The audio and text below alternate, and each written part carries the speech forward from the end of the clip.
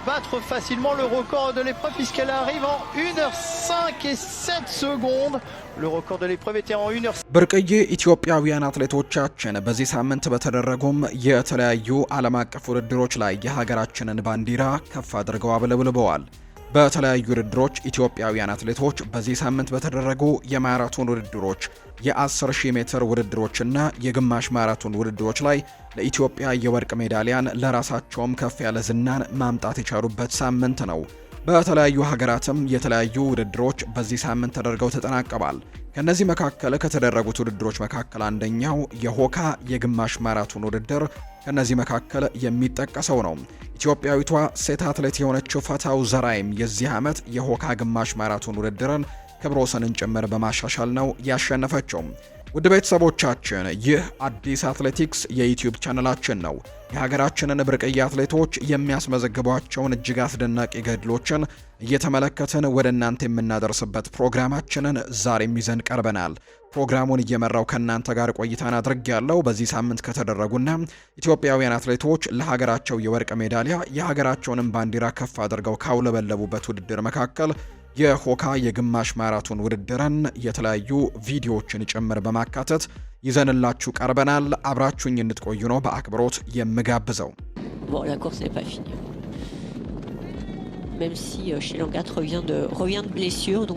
ፈታው ዘራይ የሆካ ግማሽ ማራቶን የቦታውን ክብረ ወሰን ጭምር በማሻሻል የዚህ ውድድር ዓመት አሸናፊ መሆን ያረጋገጠች አትሌት ሆናለች። አትሌቷ ይህንን ውድድር በአንደኝነት ስታጠናቀቅም 1 ሰዓት ከ05 ደቂቃ ከ12 ሰከንድ በመግባት ነው የውድድሩን አሸናፊነት ማጠናቀቅ የቻለችው። ኬንያውያን አትሌቶችንም አስከትላ ነው ውድድሩን ያጠናቀቀችው። ሳራ ቼንግላት ከኬንያ 1 ሰዓት ከ06 ከ31 ሁለተኛ ደረጃን ይዛ ስታጠናቀቅ፣ ሜርሲ ቺፕ ወጎን ደግሞ ከኬንያ እንዲሁም 1 ሰዓት ከ06 ከ32 የገቡበት ሰዓት እንደሆነ ይነገራል። እነዚህን አትሌቶች በማስከተል ነው በአንደኝነት ያጠናቀቀችው። ከዛ ውጪ ደግሞ የቦታውንም ክብረ ወሰን ጭምር ማሻሻል የቻለችበት ውድድር እንደሆነ ነው በርካቶች የሚያነሱት። ፈታው ዘራይ ጠንካራ ተፎካካሪነትን እንዲሁ ደግሞ በርካታ ተወዳዳሪዎቿን ወደ ኋላ በመተው ነው ውድድሩን በአንደኝነት ማጠናቀቅ የቻለችው። ፈታው በቅርብ ጊዜ በግማሽ ማራቶንና በረጅም ርቀት ሩጫዎች ላይ እያሳየች የመጣችው ብቃትም እጅግ አስደናቂ ነው። ይህ ድል ደግሞ በዓለም አቀፍ ደረጃም ትልቅ ትኩረት እንድታገኝም ያደርጋታል ተብሎ ነው የሚታሰበው። በተለይ የውድድሩንም ሪከርድ ጭምር ማሻሻሏን ተከትሎ በዚህ ውድድር ላይ ኢትዮጵያውያን አትሌቶች በወንዶችም በሴቶችም ከዚህ በፊትም የበላይነት ያላቸው ተወዳዳሪዎች እንደነበሩ የምናስታውሰው ነው። በሴቶቹ አሸናፊነታችንን ያስቀጠልንበት የዘንድሮ ውድድር እንደሆነ ጭምር ነው የተመለከትነው። ፈታው ዘራይ በ2026 የሆካ ግማሽ ማራቶንን ያሸነፈችበት ሰዓትም 1:05:12 እንደሆነም ተነግሯል። አካባቢው ላይ ደግሞ ወይም ደግሞ በዛ አካባቢ ላይ በተደረገ ውድድርም ፈጣኑ ሰዓት ተብሎም ተመዝግበዋል። ይሄ ውጤት በውድድሩ ታሪክም ካሉ ምርጥ ሰዓቶችን መካከል በግንባር ቀደምትነት ከሚጠቀሱ ውጤቶች መካከል አንደኛው እንደሆነ የተነገረው።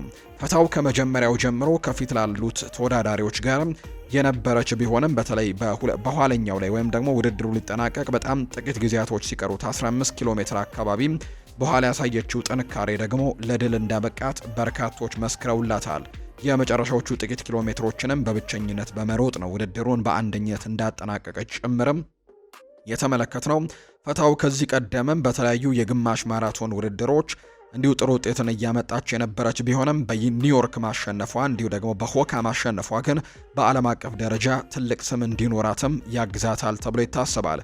ይህ ድል ለፈታው ለቀጣይ ትልልቅ የማራቶን ውድድሮችና ለዓለም አቀፍ ሻምፒዮናዎችም ትልቅ የመነሳሳት ምንጭም ይሰጣታል ተብሎ እንደሚታሰብ እንዲሁም ኢትዮጵያም ደግሞ እንዲሁ ወርቅ የሚያመጡ አትሌቶችን ጭምር አሁንም በትልቅ ደረጃ እያገኘች እንድትቀጥልም ያደርጋታል ተብሎ ይታሰባልና በሚቀጥሉት ውድድሮች ላይም በትልቁ እንመለከታለን ተብሎ ነው የሚታሰበው። በዚህ ሳምንት ግን በሌሎች ውድድሮችም ኢትዮጵያውያን አትሌቶች በስፋት የተጋሩበት ውድድር እንደነበር ጭምር እናስታውሳለን። ከሆካ የግማሽ ማራቶን ውድድር ውጪ በርከት ያሉ ውድድሮችም በዚህ ሳምንት ቀጥለው ተደርገዋል። የሎስ አንጀለስ ማራቶንን ጨምሮ ሌሎች ውጤቶችም የተመዘገቡት በስፋት አሉ። እነዚህ የሊዝበን የፖርቱጋል ላይ የተደረገው የግማሽ ማራቶንን ውድድር ጭምር በዚህ ሳምንት ከተመለከትናቸው ውድድሮች መካከል የሚጠቀሱ ናቸው። እነሱንም ውጤቶች ደግሞ በሌሎች ፕሮግራሞቻችን ላይ ወደ እናንተ እናደርሳለን። ለአሁን ግን የያዝኩትን ፕሮግራም እዚህ ጋር አጠናቀቃለሁ። በሆካ ግማሽ ማራቶን ውድድር ላይ ፈታው ዘራይ የገባችበትን የመጨረሻ ኢንሲደንቶችን ደግሞ በቪዲዮ መልክ ወደ እናንተ እናደርሳለን። ቪዲዮን እንድትከታተሉ በአክብሮት እንጋብዛለን። ይህንን ቻናል ያልተቀላቀላችሁም ቻናላችንን ሰብስክራይብ እያደረጋችሁ የቤተሰባችን አባል እንድትሆኑ በአክብሮት ጋብዛለሁ። በቀጣይ ፕሮግራሞቻችን ሌሎች የኢትዮጵያውያን አትሌቶቻችንን ድል መልሰን ወደ እናንተ የምናቀርብ ይሆናል። ስለተከታተላችሁኝ ከልብ አድርጌ ያመሰገንኩኝ። መልካም ጊዜ እንዲሆንላችሁ ነው በአክብሮት የምመኘው።